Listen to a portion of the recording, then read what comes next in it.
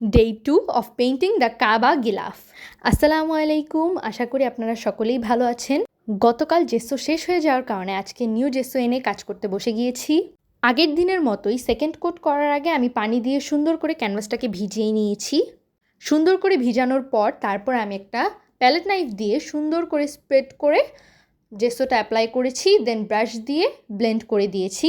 Normally ক্যানভাসের উপর 3টা কোট করলেও এই ক্যানভাসটার ক্ষেত্রে 2টা কোট করার পরে আমার মনে হয়েছে যে অলমোস্ট স্মুথ হয়ে গিয়েছে, তাই আর কি আমি কালার করতে বসে গিয়েছি।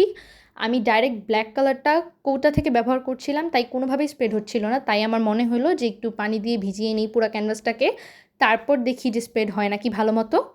যেই বলা সেই কাজ, আমি সুন্দর করে পানি দিয়ে ক্যানভাসটাকে একটু ড্যাম্প করে নিলাম।